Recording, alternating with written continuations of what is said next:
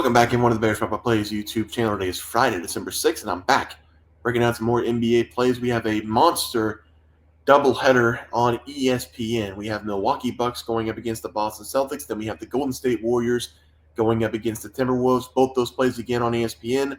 Couple player props, couple game picks. Before we do that, let's take a look at the Thursday night action that we had. We are going to start with the Cavs, -3. They did pull it off going up against the Denver Nuggets. They controlled that game for the most part the entire way through. Pulled away in the third quarter. Nuggets made a pretty good comeback in the fourth, but the Cavs did hold them off. Raptors plus 9.5, absolutely horrible. They were down by 20 points in a blink of an eye. They did battle for most of the game, down 20 the entire time, but never a chance to win that one, so that was the loser.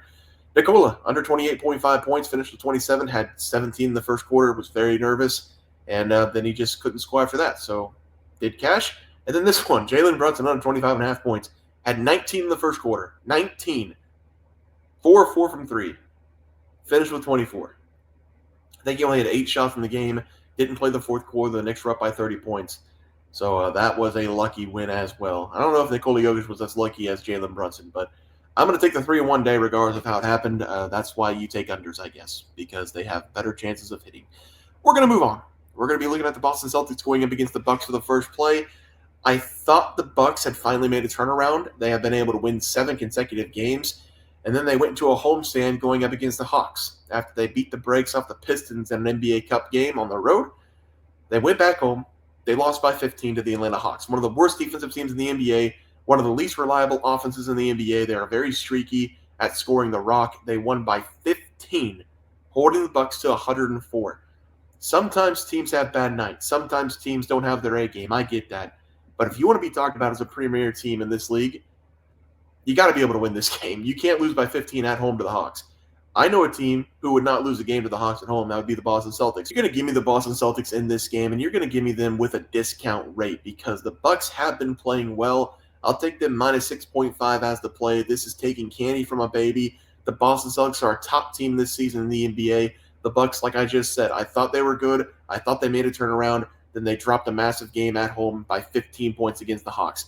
The Celtics are better than the Bucks in nearly every single category this season, both offensively and defensively. The Boston Celtics just keep getting better. Their players are getting healthier. Kristaps Porzingis has been in the lineup for a little bit.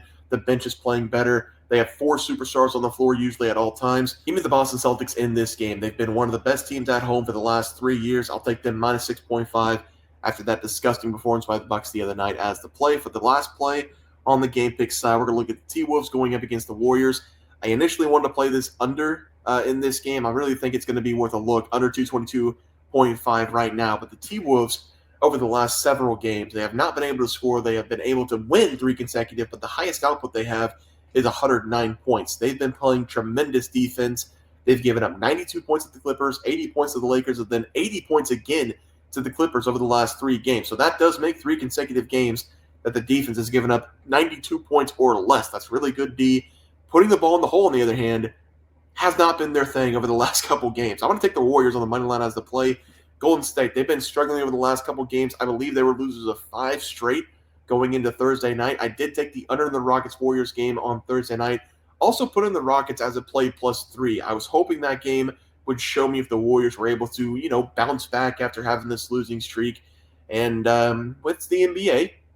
And Draymond Green, Steph Curry both ruled out a couple hours before the game. I think Draymond Green might have been 6 or 7. Steph Curry was probable coming in, and he was held out for load management issues. I did get the right side +3, so I felt lucky going into the game because they closed -4, and wouldn't you know it, the Warriors won the game outright with Andrew Wiggins and Jonathan Kuminga. They did win the game outright. So even with Draymond Green, Steph Curry out, the Warriors still were able to win the game. That's just how the NBA goes sometimes. But Steph Curry was held out for load management. It's not going to be a serious thing for him. He's going to be playing on Friday. Draymond Green had an MRI on the calf. Nothing came back. He is probable to play on Friday as well. So the Warriors should have everybody back in that lineup. Kuminga's been great. If you saw the Warriors play last night, you would know that Andrew Wiggins had himself a night as well. Both of them, Andrew Wiggins and Jonathan Kuminga, had a night. So I'm going to grab the Warriors here, coming off that big win at home. Give me them on the money line as the play. Let's go to the player props for tomorrow. First player prop of the day. We're going to be looking at the Bucks going up against the Celtics. I do think the Celtics cover the spread, but I'm going to take one of the hottest players in basketball right now. Everybody thinks Lillard. He's gone off a cliff.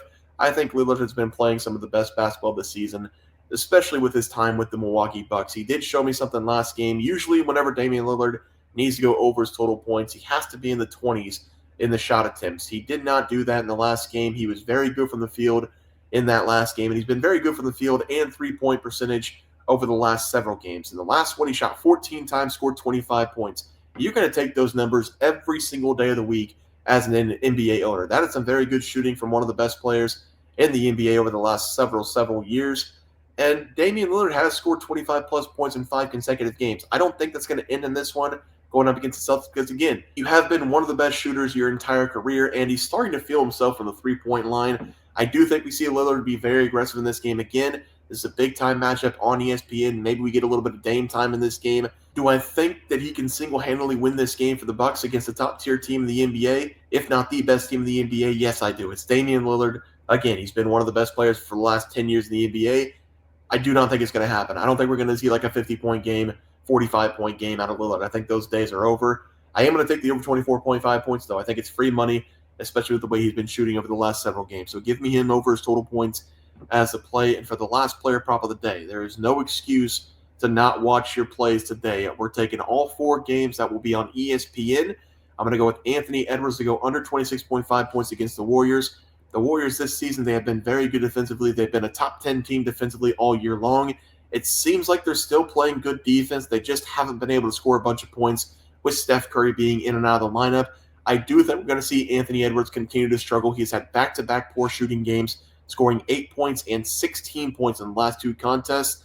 To come to his defense just a tiny little bit here, they were blowing out the Clippers by 25, 30-plus points in the fourth quarter in the last game, so they really didn't need him.